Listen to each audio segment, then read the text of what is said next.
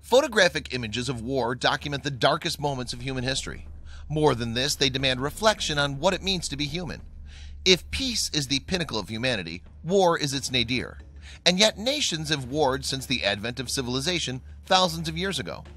In fact, contemporary Western society, in many respects, emerged from the unprecedented carnage of 2 world wars, with a final death toll of approximately 60 million people, equivalent to about 3% of the world's population in 1940.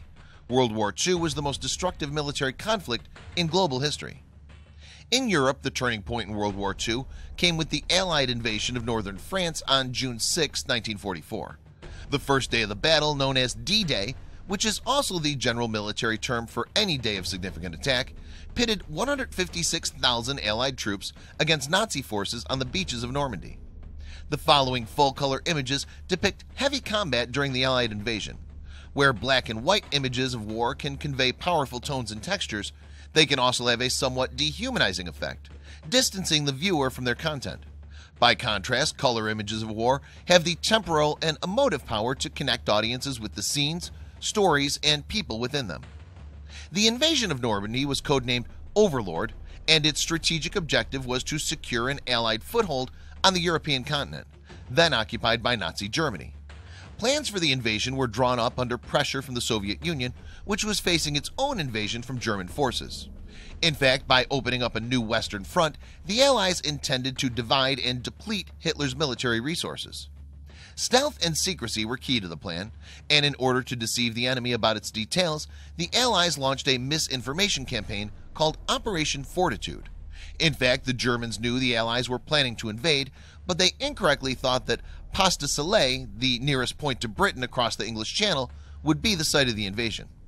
The initial invasion ground force was comprised of troops from the United States, Canada, the United Kingdom, and Free France. The Allies selected 5 Normandy beaches as landing points. Codenamed Omaha, Utah, Juno, Gold, and Sword, the beaches were to be invaded by amphibious landing craft dispatched from bases on the coast of southern England. As such, the invasion was initially scheduled for May 1st, 1944.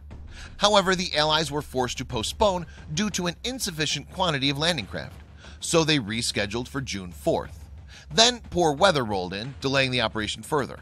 Finally, on June 6, the Allies launched their historic invasion of mainland Europe. The invasion was led by overnight naval and aerial bombardments, parachute drops, and glider landings.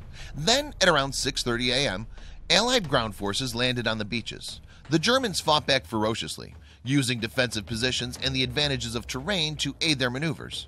They wreaked terrible casualties on the Allies. Nonetheless, the Allies prevailed, and by June 9th they had transformed the 50-mile beachhead into 2 artificial harbors using components towed from England. Over the course of 10 days, the harbors at Arromanches and Omaha received more than 600,000 men, 90,000 vehicles, and 218,000 tons of supplies. Omaha Harbor was subsequently destroyed in a storm, and Arromanches Harbor became obsolete after the capture of the port of Cherbourg. The images in this collection were shot on film, apparently in the days and weeks following D-Day. At that time, the Allies' immediate objectives were to capture the settlements of St. Lo, Caen, and Bayeux, and to establish a front some 6 to 10 miles inland from where they'd landed. They anticipated success within a day. In reality, they were slow to advance from the beachhead, and success was far from guaranteed. For example, combined British and Canadian forces were confronted by 7 panzer divisions in their bid to capture the city of Caen, an operation which lasted 6 weeks. American troops fared slightly better and only encountered 2 panzer divisions. Pictured here is an apparent skirmish between Allied and Axis tanks.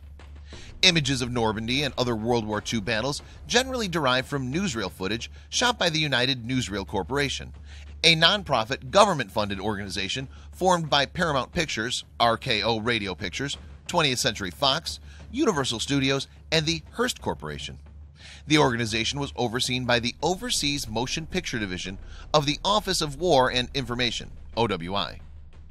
In times of war, the manipulation of thought and emotion is considered essential to generate a high level of morale, commitment, unity, and focus within soldiers, their families, and the home front in general, wrote Philip W. Stewart in an article for Prologue magazine in 2015. To make this happen, President Roosevelt established the Office of War Information, OWI, the official arm of government propaganda. In addition to English, the newsreel propaganda was apparently translated into 15 other languages, including German, meaning it was consumed globally as much as domestically. Distributed to allies, enemies, and neutral countries, its purpose was to thwart enemy propaganda while promoting allied narratives. In the case of Axis nations, United newsreel footage was parachuted over enemy lines. The footage itself was edited and censored by the U.S. government. Each of the 5 newsreel companies was allowed to dispatch 2 civilian camera crews to the major fronts. They worked with military combat cameramen to compile film reels for evaluation by the War Department. Off-message footage was then cut before the reels were made publicly available. Given that newsreels were produced under strict government scrutiny, they cannot be considered unbiased historical sources.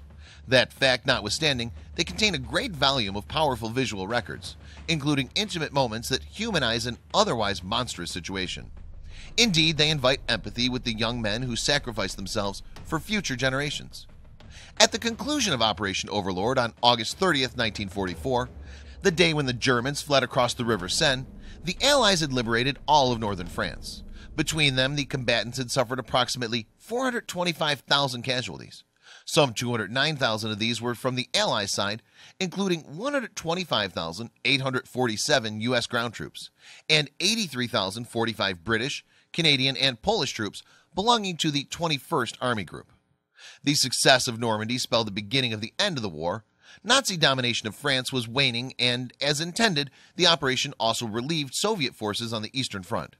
By the spring of 1945, subdued by Allied forces from the West and the Red Army from the East, Germany was entirely defeated. Living with death and the fear of death, the men filmed at Normandy experienced horrors hard to imagine for those generations born afterwards. Ultimately, these images remind us of humanity's enormous capacity for destruction, the futility of violence, and, within the chaos of war, the fragility of life and fraternity struggling to triumph.